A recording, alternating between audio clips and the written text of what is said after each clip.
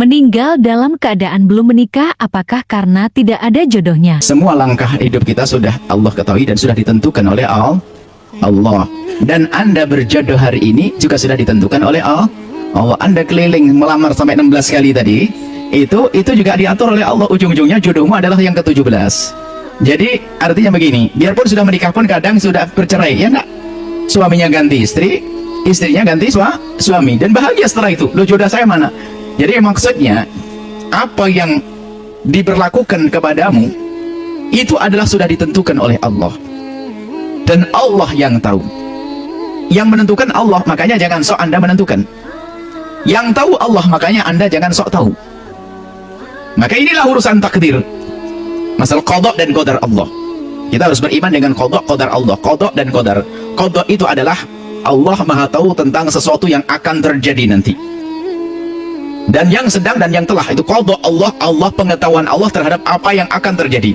Termasuk Allah mengetahui Anda punya anak 10 alim semua, soleh semua, ahli surga. Allah tahu kok, padahal Anda belum nikah.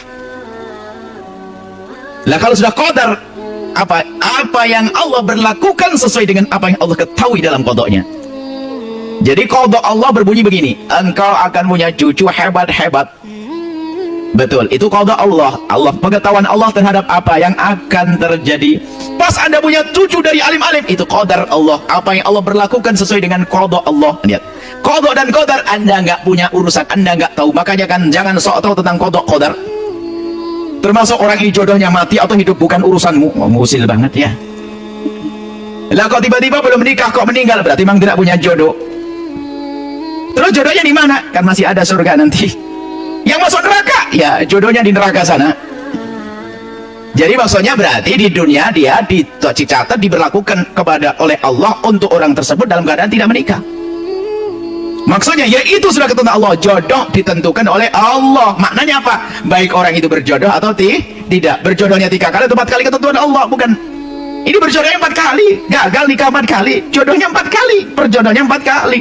Tapi waktu dia masih remaja nggak tahu kalau dia bakal nikah 4 kali. Gagal 4 kali nggak tahu. Jadi kan sok tahu tentang apa yang akan terjadi.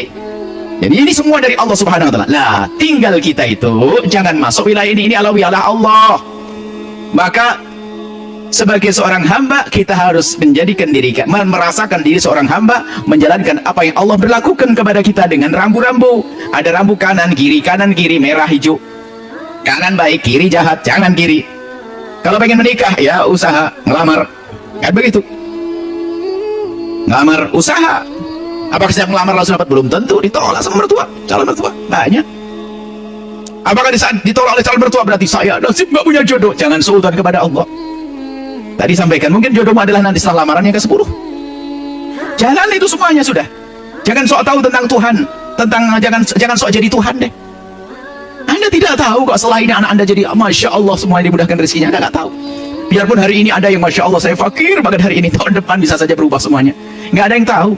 Maka jangan sok tahu. Termasuk di akhirat nanti ini, termasuk ahli surga ahli neraka, itu kan hanya Allah yang tahu. Maka jangan sok tahu. Yang sok tahu bunyi begini, ya biarpun saya ibadah kayak apapun, kalau bangsa ahli neraka kan tetap masuk neraka, mending gak usah ibadah. Nah ini kan salah. Siapa yang bilang kamu ahli neraka?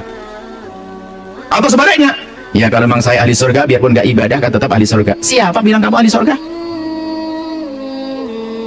Jadi apa yang Allah berlakukan kita nggak tahu, kita usaha. Makanya kalau lapar kita makan. Apakah ada orang berkata, kalau memang nanti jatahku setelah ini kenyang, pasti akan kenyang biarpun aku tidak makan? Anda gila saat itu. Urusan berjodohan nanti orang yang sok tawakal, sok pasrah kepada Allah, tapi nggak begitu jalurnya akan begini. Ya Allah, aku pengen punya anak, biarpun aku pengen punya anak banyak biarpun tanpa menikah. Mau? Atau Anda menikah gak usah ketemu langsung hamil? Punya anak? Ya nggak mungkin lah. Ambil aturan-aturannya. Menikah dengan cara yang benar, suami istri bertemu, lalu ada pembuahan, ada hamil, lahir, dididik anak jadi alim, begitu. Ikuti semuanya. Ya gak ada saya pengen sudahlah punya anak gak usah pakai istri. Ya gila itu.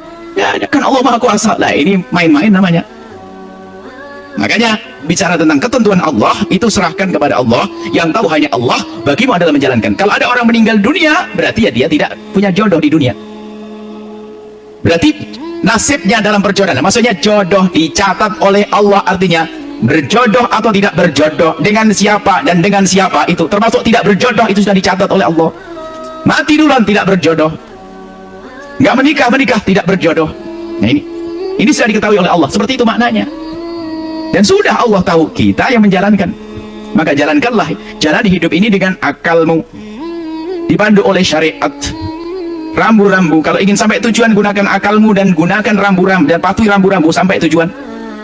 Kalau nggak ngikuti rambu-rambu maka hidupnya salah, melakukan keharaman, terjerumus dalam kehinaan.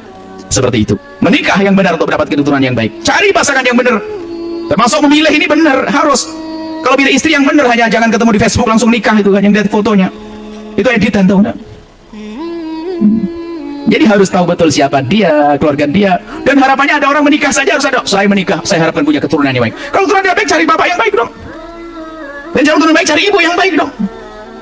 Dan seterusnya. Usaha. Wallahu a'lam.